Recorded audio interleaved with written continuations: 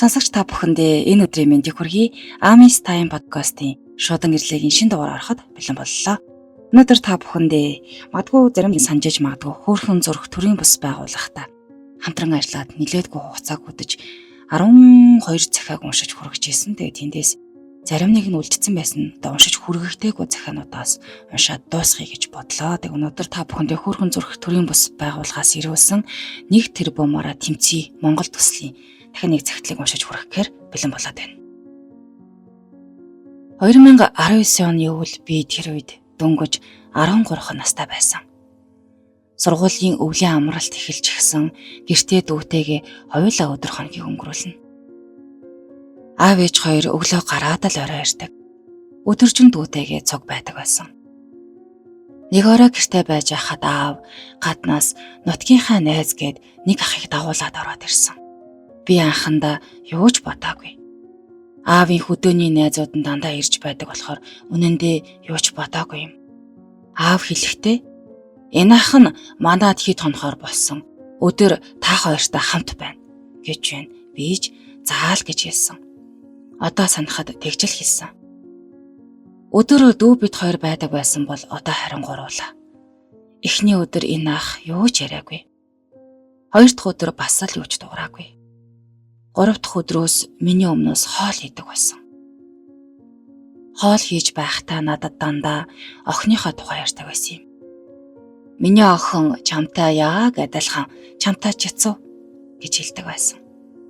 Би энэ үгэнд нь хуурцсан. Ягаад ч юм маш үнэмшилтэй сонсогдсон. Дөрөв дэх өдөр миний биед хамаагүй хүрдэг болсон. Юу ч бодоогүй. Уул нь тэр үедээ л зай барих ёстой байсан. 5 дахь өдөр бас л биед хурж үнсэж байсан. Би жигэрхэд ээжд хэллээ. Ээжээ, би хэд хоног нагаз зэгчэнд байчих уу? Ээж зөвшөөрлөө. Гэхдээ нагаз зэгчэндээ байх хугацаанд би 1 минут ч тайван байгаагүй. Очихоосоо айж тэр хүнийг дахиж хармааргүй байсан. Яалтаач билээ дээ. Гэртээ очихгүй гэдэж болохгүй. Гэрийнхээ хаалгыг онгойлгоход миний гар салгалж байсныг сандаг. Аз болж тэр хүн байгаагүй. Маргааш нь би гэртээ хувцас аваагаа сууж байтал тэр ах орж ирэв. Арх уужгсан байсан. Тэр үедээ тэр хүний юу яриад байгааг юустай ойлгоогүй. Дүүрэн минь ойртож тэврээд үнсээд байхаар нь энэ муугаж донтой хүнээс дүүгээ хамгаалах минь гэд дүүгээ өөрийнхөө хажууд суулгаад хувцас аваач эхэлсэн. Тэр хүн ойртож ирээд миний гоён дээр гараа тавьж хөхийг минь барьж үнсэж эхлэхэд нь би шалтак гаргаад миний зүрхөө өвдөд байна гэд гараад эмээгээ дуудав. Эмээдээ тэр үед бас л хэлээгүй. Айсандаа загнуулах вэ гэж бодоод би ээжийг гэртэл эмээтэйгээ цуг байсан. Би ээжигээ хараад шууд л уйлчихсан. Яагаад уйлснаа мэдэхгүй л дээ. Мэдэгдүүлэхийг хүссэндээ биш ээж мэдчихвээ дээ гэж дотроо бодож байсан хэрний ээжигээ хараад сэтгэл тайвшраад уйлчихсан.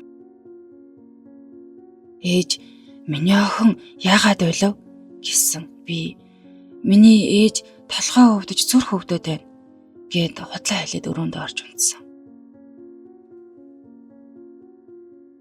Шөнийн 3 цагт тэр ах миний өрөөнд орж ирээд миний чихэнд ямар нэгэн зүйл шивнэж байсан. Тэгснээ миний хөхийг барих гэж зүтгээд байхаар нь би болиулсан. Гэсэн ч би хэлээгүй. Маргааш нь ээж ажилласаа ирээд миний байдалд анхаарлаа хандуулж шууд л мэдчихсэн. Ээж бол аргагүй л зүн савинтай тэр зүн савин нь үнэн байдгийг би ойлгосон. Би ээждээ юу болсныг бүгдийг нь хэлсэн. Хилээд сууж байтал тэр ах хаалга онгоолгоод орж ирэв. Ээж харин шууд л хөөгд гаргасан. Би ээжийг цагтаад хэлэх болов уу гэж бодсон. Гэтэл ээж хэлээгүй. Эмээ өвөө ах ихч гэд хинт ч хэлээгүй. Ээж та яагаад хэлээгүй юм бэ гэж асуухад ээжийг нь муу хэлнэ. Дандаа гэртээ танихгүй хүмүүс авчирдаг нь зүгээр л мартчих гэж хэлсэн. Би энэ үгийг сонсохыг хүсээгүй. Үнэхээр ээжтэй гомдсон. Тэр үеэс хойш хоол идэх хүсэлгүй болж бүх зүйл ядаргаатай санагддаг болсон. Амиа хорлох орлого хэд хэдэн удаач хийсэн. Даанч бүтлгүйцэн. Их хэмжээний им ууж судсаа ханаж утсан. Болоогүй л дээ. Хичээл амраад ороход би хүний нүдрээ хэцэлж харж чадхаач болчихсон. Эрэгтэй хүний хажуу зогсоос ч айдаг болсон. Намайг харж байгаа харц бүгд л намайг даалтхан айлгадаг болсон. Урд нь үргэлж инээдэг олны дунд явдаг байсан бол би дуугүй, юу ч дуугарахгүй бүрэг хүүхэд болсон.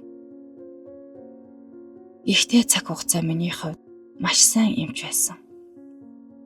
Яг тийм байх үед миний сэтгэлийг хийхүүлж чадсан ганцхан хүн байсан. Тэр хүн бол миний бяцхан дүү.